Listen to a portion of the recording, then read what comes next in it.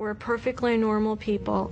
We're probably your coworkers, your family, or your friends, and we're having quite extraordinary experiences, and we're all trying to understand what's happening to us, who's doing it, and why. I had gone down to bed that night when 4 of these beings came into my house, and I was still awake, laying down in my bed. I don't know where they came from or how, but they came in very fast into the room, heading toward me. And then they were all down the side of my bed, 4 of them, again, to my right. I turned to face them. I mean, I really, literally thought I was going to die. The beings measured 3 feet 11. They appeared very cold. It's really, really disturbing to be in a room with something that isn't supposed to exist. I was taken on the craft. I was brought to some very contained room. I can't talk about what was done there because it's too personal.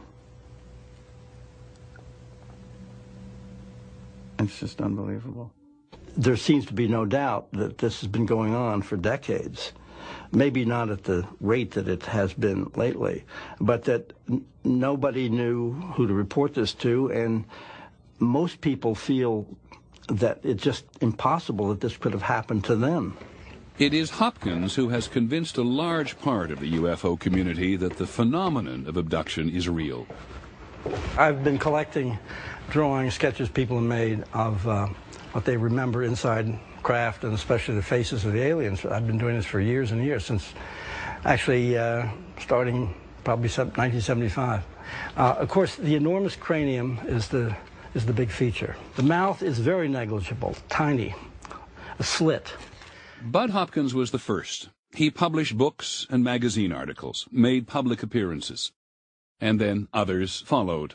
Abduction is now a common theme in movies and television. According to a Roper poll in 2002, 1 in 5 Americans believe that abductions have taken place. For the so-called abductees, the memories of what they say they have experienced are deeply traumatic. Most of the abduction experiences that I've had have been from my bed in the middle of the night. This is not all, however, the great majority. I will be in bed, and I will somehow sense fear. I'll sense something in the room, and at some point, I can't move. I couldn't move my head left or right, but I could kind of look down at the foot of the bed, and I saw people standing at the foot of my bed. I see these eyes are just looking right through me. And then I don't remember anything. I woke up the following morning. The person may remember the beginning of an experience and the ending, but they don't remember what happened in between. And they're quite tormented by this. They come to me, and we proceed with the investigation. In most cases, Hopkins uses hypnosis in what he says is a way to connect the person to memories that have allegedly been repressed. You're in bed. 1, this is a long time ago. We're just going to see what it was. 2, right on the edge. 3. He's looking at me very closely. I'm saying he, but I don't know. It feels like a he. One of the things, of course, that caught my attention from the very beginning was the similarity of these cases and the details that were coming up over and over again.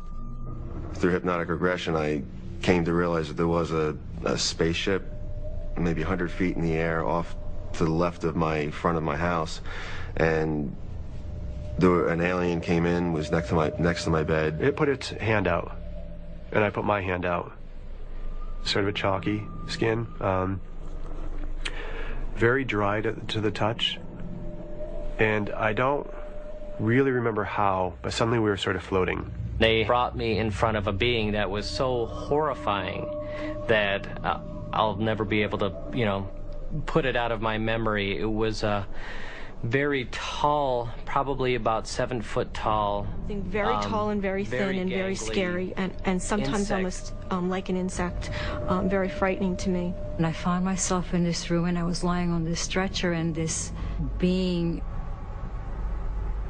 I don't even know how to say this, he started to put my legs apart. They put like a jock strap on you of some sort with a tube attached to it, and it runs to a machine, and they somehow extract sperm. I don't know how they do it. And this female brought a baby, and she sort of handed him to me. And I instantly said, this baby is mine. I know he's mine. She pulled the baby away from me and said, no, this baby is ours. What happens in one of these episodes is that a person is emerging from rapid eye movement sleep, REM sleep, the stage of sleep when we do most of our dreaming. When we are in REM sleep, our entire body is paralyzed. It's probably a good thing, otherwise we'd act out our dreams. But in one of these episodes, what happens is that the person's eyes can open, they can see their bedroom, they're awake, they're conscious, and they're also aware that they're totally paralyzed. And suddenly they feel tingling sensations coursing through their body. They'll see lights flashing, sounds buzzing, and feel a sense of presence in the bedroom. If you don't know what this is, it can be a very frightening experience. These sorts of episodes have been reported throughout history and throughout cultures. The incubi, the succubi, the demons that used to visit people in the Middle Ages. But in our subjects, these visitors in the bedroom are interpreted as aliens. And finally, these individuals, our subjects, will often go to hypnotherapists, often who believe in such things, and will then hypnotize them and do so-called regression sessions, where they'll take the person back to the moment where they were paralyzed in bed and try to find out what happened next. At that point, you get these quote-unquote memories emerging of being taken out of the bedroom, through the window, up into a spaceship, being experimented upon by these alien beings, participating in hybrid breeding and all sorts of other exotic adventures.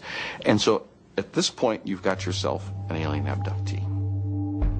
The abductees reject any psychological explanation. They believe their experiences are real.